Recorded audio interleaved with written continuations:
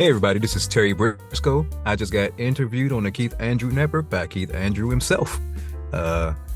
He's doing a fantastic job. I love what he's doing, man. I had a ball, and if you have a chance to get on here, you should do that.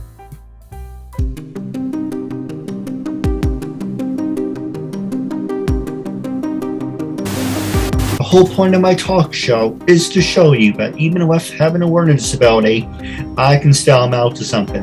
And at the same time, I'm able to turn myself into an example for people out there dealing with any types of learning disabilities and disabilities to never give up and prove people wrong. Prove to them that labels do not dictate who you are and who you're going to be, so prove them and still amount to something. Ladies and gentlemen, my name is Keith Andrew. I'm here as a good friend. As you heard from the recommendation, this is episode 1072. That's right, 1072 episodes available on Facebook, YouTube, Instagram, and LinkedIn. So if you're watching, you're obligated to leave a comment. First question I want to ask you is, how have you been and how's the holidays? Because this is a holiday theme episode. I have been short on time because I've been running two different businesses, and I have kids and a granddaughter, and yeah, so I've been busy, man. The holidays have been super busy for me.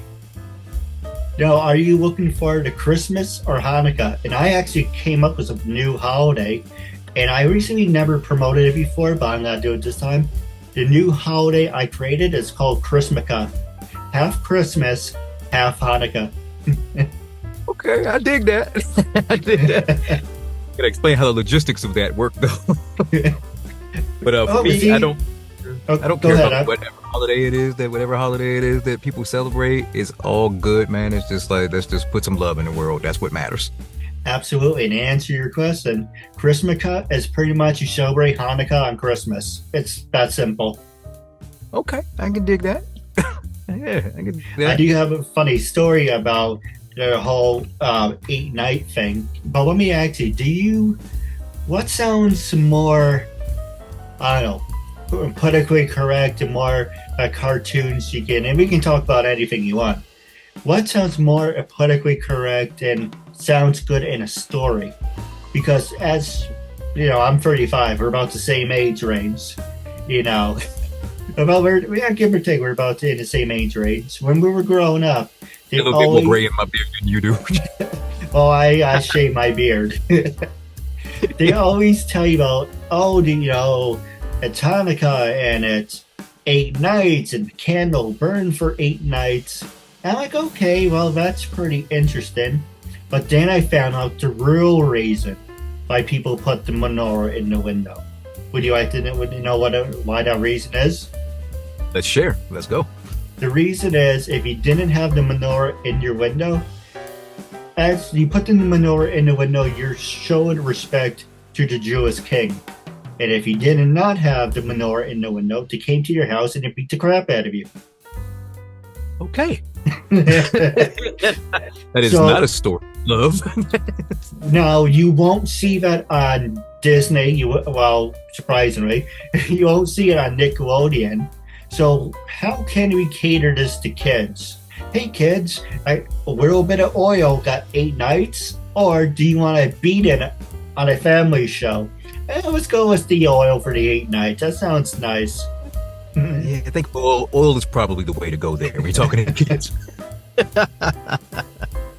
But no, I agree. You know, for me, I'm not religious. So I celebrate the holidays out of respect for my family. I'm not a Republican. I'm not a Democrat, if you want to talk about politics or anything. All I want is someone to do a good job. I don't care, if you're on the right or left.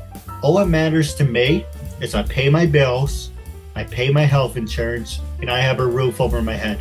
Other than that, I don't care about religion. I don't care about if you're a Republican or Democrat. Just do the job and make sure everybody's happy. I'm right there. I'm right there with you. I don't subscribe either. I'm registered as a Democrat because in my state you have to register one way or the other in order for you to vote in primaries. So you have no choice but to choose a party if you want to vote in primaries. So, but I'm registered, but I'm not either. I was registered as an independent. So I had to go and register as a Democrat so that I could make sure that I could vote when it was time to do so. But I'm much more like you. I'm a centrist. No one's right and no one's wrong, right? No one has all the answers. They're not correct either way, right? So I just choose to try to live my life well.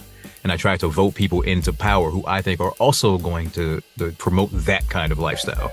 I just want people to have opportunity, and I don't want people's religion to choose because I'm also not a religious person. I respect everyone else's religion, but I myself am not a religious person. But I don't want your religion, not you personally, but I don't want anyone else's religion to decide what freedoms I have. That's where I stand on that.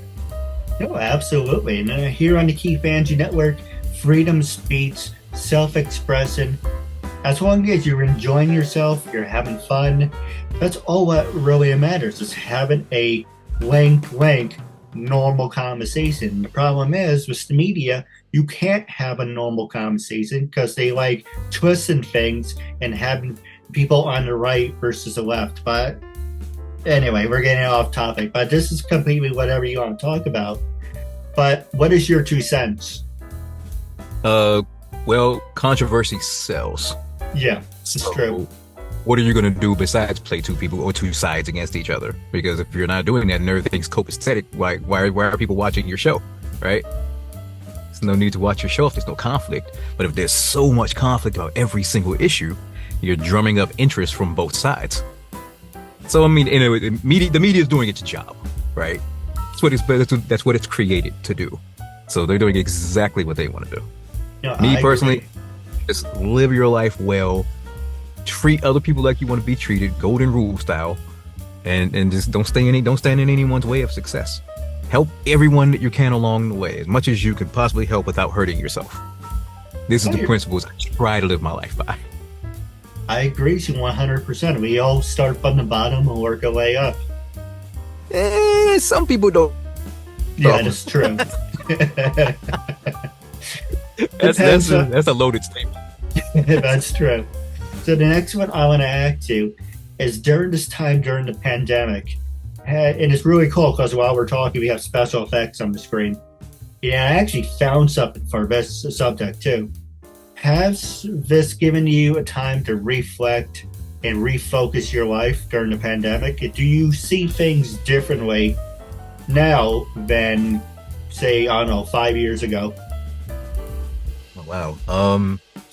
My life is completely different because of the pandemic. So I literally I was one of those thousands of voice actors that came into voice acting because of the pandemic, right? So I mentioned earlier that I have 2 companies. I have my voiceover business and I have a non-emergency medical transportation business. So long story longer, I lost over $3,000 the very first month when they started shutting everything down because people were afraid to go to doctor's visits. And that is like literally what my business does. I take people who have been injured on the job, workman's comp patients, to their doctor's appointments because they don't have transportation for themselves or they can't drive due to their injury. So it's my job to take them to their doctor's appointments. And if no one's going to their doctor's appointments, then I'm not making any money, right? And I literally had $3,000 the first month canceled on me. Now, luckily, and this is just by sheer luck of the draw here, I have a daughter that studies Chinese. And her school was actually going to go to Beijing in, I think it was 2019, right? When everything went down. It was like 2019, November or like 2019. In spring of 2020, she was supposed to go to Beijing. But because everything was kicking off over there, they canceled the trip. But also because she was going, I was paying very close attention to what was happening in China when other people were just like, that's over there. I'm not worried about it. I was like, this is going to be a huge thing coming. And I even was telling my friends, I was like, stock up on this, make sure this is taken care of, save some money. So I had, several $1,000s saved strictly because she was going to be going to China. And then I found out. So I was like, okay, so the trip got canceled. So I got back the money from that. Is the money that I didn't save because I knew it was coming, right? And then I had all my supplies and everything packed up. So I was much more prepared than most people were at the time, because my daughter was going to go to China. So it was just strictly by the luck of the draw that happened. So I was very prepared. And what I did was I took that extra money, the government was giving you the stimulus money and everything. I took that money, and my entire life I wanted to be a voice actor. Like before I even understood what voice acting was, I wanted to do that, right? So I actually that's when I took my first acting class, like ever. I've never done any acting whatsoever, right? And I took my first acting class in April that year. Yep. And I absolutely fell in love with it instantly, even though I was already in love with it before. But then once I realized that I could actually do it, it changed my life. It absolutely changed my life. Yeah, funny story is I used to work over at Walmart, and I was making good money, and I used to have like a wagon filled with water and toilet paper, and like you said, we stacked up, and I used to stick it behind a register, and I used to watch it like a hawk. I said, if anyone goes over to my stuff and tries to take it, they'd be walking away with broken fingers. Hey, you got your stash, man. You got your stash. Walmart's a good place to work when things like that happen. You're going to get your supplies. That's true. But it's funny, but it's not funny. There's videos of empty shelves.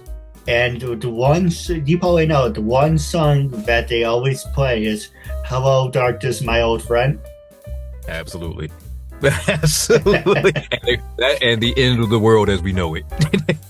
That's the other true. One. Yeah, I was driving around with my dad recently, and he's like, oh, I want to play you a song. And my dad's like, okay, listen to the words. It was Eve of Destruction. I'm like, wow, this is a great song. It's like, you're missing the point of the song. It is still a great song, though. It is. It's still a great song. But yeah, he's right. So the next one I want to ask is, do you have any funny stories that you like to share? Any funny pranks that you pulled on people? You can ask me anything you want. I have no cards up my sleeve. Oh man, it'd be kind of cool if you did have some cards up your sleeve though, because I love magic. I love magic. No, I don't. I mean, just funny things happen, but as far as like just having an individual funny stories, no, not really. Just individual things that happen that have been funny along the way. What about inappropriate jokes? Oh no, none for me, thanks. None for me. No, go ahead and I'll leave that to my my TMI buddy who does a podcast with me. Too much information, Jim Frank. That's much for his department. Are you a fan of Steph Myers? Oh yeah, absolutely. I got the chance to meet him back in. I got his autograph. I should have asked for a picture, but I wasn't thinking at the time, and I wasn't doing my show at the time. Very funny, a very nice guy. He's funny. He can be sarcastic, where it's like, but he's a great guy, not saying anything bad. He did a joke recently that I've been using, and I want your opinion. Tell me it's funny or it's demented funny. And it goes like this.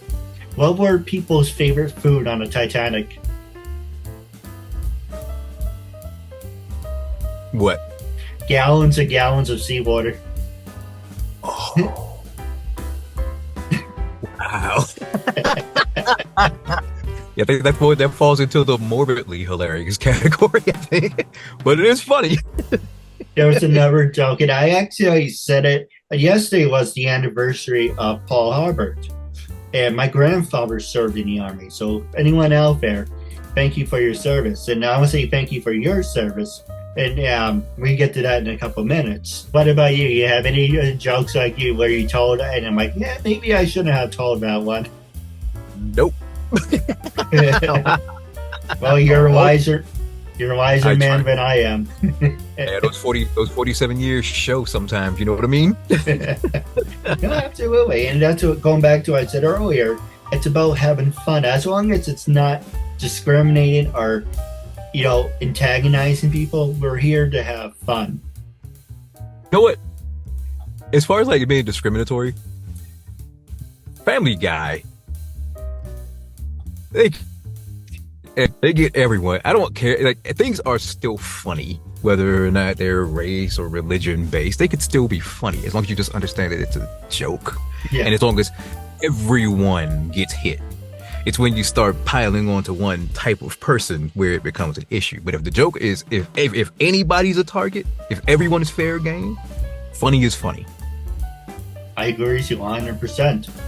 Now, let me ask you, I asked this a couple to my parents, but I want to ask you, if you had to choose George Carlin or Don Rickles, who would you go with? Wow.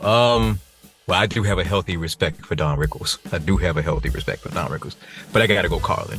I think for me, it's George Carlin and Dave Chappelle are the two. Right? Because anybody can get it. Like, anybody could get it. But the thing is, it's not that the jokes are funny, right? The jokes are funny. Like, that the jokes are funny. The point is the intelligence in the jokes. Right. When it comes to comedians of that level. Rick was also the same way, it's like the punchline is not the funniest part of the joke. The build up to the punchline that makes the punchline funny is the funniest thing about the joke. And that's when you're dealing with a true genius comedian. Yeah, that's true. And it's how you deliver the joke too. Unfortunately, I butcher jokes.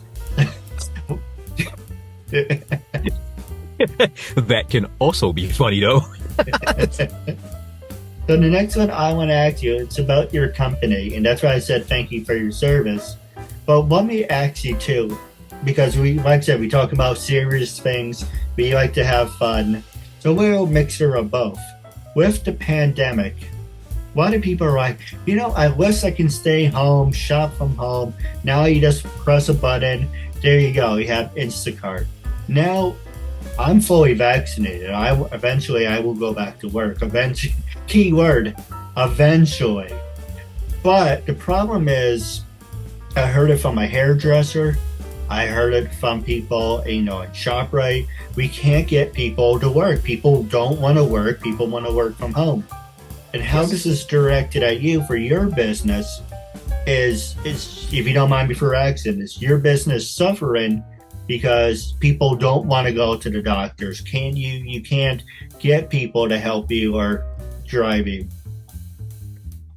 It did during the height of the pandemic. Yes, it absolutely did during the height of the pandemic. We're past that point now.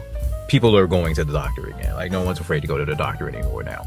And I still go. I took my mother to go in to the eye doctor. She's gonna have to have eye surgery earlier this week.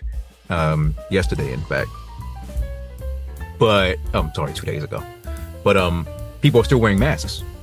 Yeah, which is fantastic, right? Great, it's cool. Wear your mask. I don't know how people feel about wearing a mask. I don't see why you would care about what somebody else is doing, but okay. It's like, if they want to wear a mask, let them wear a mask. What the hell? What difference does it make to you, right? If they don't want to wear a mask, that's an entirely. Just give people space, right? Because now people are very aware of space. But I am starting to notice that people are like the personal space that people were giving you is getting to be less and less now, and I'm not a huge fan of that. I'm not a huge fan of I should be able to put my arms out, right, and not to touch anyone at all times. I should be able to have my own personal space, I feel. And people, I feel like people are crowding me a lot more. But as far as your question was concerned, now people are going to the doctors. It's not affecting my business at that point anymore. No, it's my transportation business. And what is affecting my transportation business is now I'm starting to book more voiceover work, which is awesome. But it's like, okay, I can only do one at the time. There's only so much time in the day. I can't do both at the same time. I wish there was somewhere I could just do trips in the morning time and just come home and only do voiceover in the evening into the afternoon and evening. but you got to take auditions when they come. Your agent doesn't care that you're driving a car, take someone to a doctor's appointment earlier in the day. They want to know if you can knock out that audition and get it in by the deadline. Well, if you're interested, you should hire someone to help you manage that. I would love to be able to do that, but I am like much, like you. I have a disability as well, and I'm only allowed even to work part-time. So I can't afford to do that. But if you don't mind me for asking, or my dad always says to me, it's 12 hours. How many hours do you work? Oh, every day? It really depends. I try, as far as my transportation business is concerned, I try to only take one trip a day. I have multiple sclerosis. So that's a disease where you need to be very careful about managing your work. You need to be careful about your work management, right? You absolutely, under no circumstances, should be stressing yourself out too much, because then you'll have relapses. The type that I have is relapse remitting. And the more stress you put on yourself, the worse you're going to be off in the long run. So I try my best to not stress myself out a whole lot. As far as the voiceover stuff is concerned, you're always, when you're working, when you do voiceover, you do your show. I have a podcast as well. You're literally always doing some type of work. Like, even in your fun time, you're still doing some kind of work. You're trying to figure out who to talk to next, or what the next subject is, or something that catches your ear. You're like, oh, that'd be great to talk about. So you're always like jotting down little notes, just like, just paying attention to what's happening around you and finding some way. Not only that, but I have to listen to commercials on TV so that I understand the commercial read. I have to, do coaching. I have to, just always be practicing. It's like, you're never not working. No, I agree. But physically, I do my trips. I try to keep it to one trip a day, so under 4 hours. No, I agree. Now, I do have a couple questions. We're going to do the sit down with Keith Andrew. That will be only available on Instagram and TikTok. Now, the next two questions I want to ask you, besides me, obviously, have you worked with people with disabilities? And how can people listen to your work? Are you on TikTok, social media? Oh, yeah. I am on Facebook. I am everything. You can just type in Terry Briscoe. Every single thing will come up. It's Briscoe VO, but the easiest way is for you to just go to my website. That is briscoevo.com. That's BRISCOEVO.com. If you will remember our Facebook group, Too Much Information, TMI, the Microphone Insider. That's what that TMI actually stands for, the Microphone Insider. It's just a nice little play on words with the TMI. Where we will have, this week's guest is the next guest coming up is going to be Brad Highland. So feel free to come and join our Facebook page and catch us and watch our show every other Thursday. I am on also Instagram, LinkedIn. Type in Terry Briscoe, it all comes up. No, absolutely. Now, as far as working with other people with disabilities, I'm sorry, I didn't get to that part of the question. As far as working with other people with disabilities, I am on an entire database of voice actors with disabilities. So I absolutely have and hope to continue working with voice actors with disabilities. Hey, if you want to invite them on my show, you're more than welcome to, and I would love to be a guest on your show. Awesome, that sounds great. Now, what's the last? Oh, go ahead. I'm sorry. No, I said I'll definitely send some people your way, man. What's the last 4 minutes? I'm going to pass it over to you. Was there anything you wanted to talk about? Anything you want to promote? Because this is your time. Again, just like the TI podcast, we have a ball. It's every other Thursday. This Thursday coming up with Brad Highland, who is the voice of Santa for Elf on the Shelf, and Charlie the Tuna for Starkist is going to be our guest this week. Last week we had the Legacy Award winner Dave Fenoy on, which is awesome because he's one of my idols. I do a lot of good charity work. There is one called Heart of Hope. It is an MS charity, but it's not just an MS charity. It's for anyone that with a disability or anyone that feels like they need support or is looking for a supportive community. It's called Heart of Hope. every Monday they do I did like 150 of these motivational like things that come up on Instagram, and yeah, they'll come out every Monday. Check that out. Support them if you can. He's Blake Arnett's a great guy. He deserves the support. Just really good guy he's doing good work. Like I said, with my show with Grace Newton and Jim Frank, TMI every other Thursday. Well, let me ask you this, last hard-hitting question for you. You don't have to answer if you don't want to. It's the last remaining time. Do you pay people to be on your show? Or do you, because you're in a different point of view for me, I'm a disabled talk show host. I fall under the spectrum of being retarded. So if I'm paying you to be on my show, it's kind of like, for me personally, it feels like I'm bribing you. You know, I understand you don't have to travel. You don't have to do anything. Just use your phone. Just use your screen for like a half hour.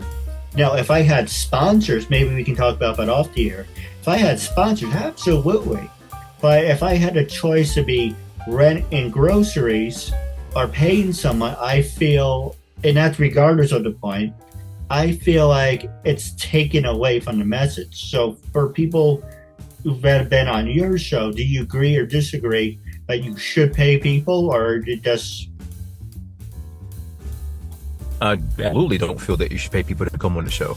The payment is in them being able to broadcast what they're doing, right?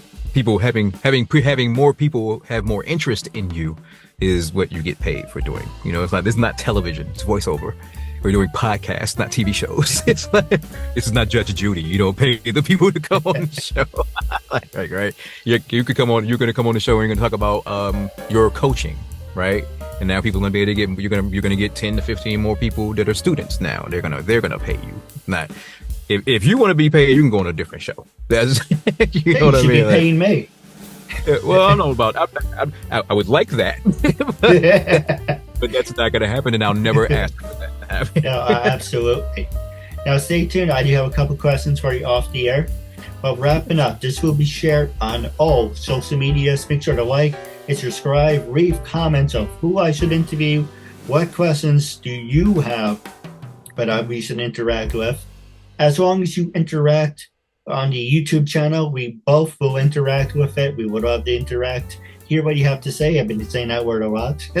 But in the next 10 seconds, make sure to go right to TikTok and Instagram, hashtag KeithAndrewNetWork, and I'll see you guys until we meet again. Thank you, and have a good night.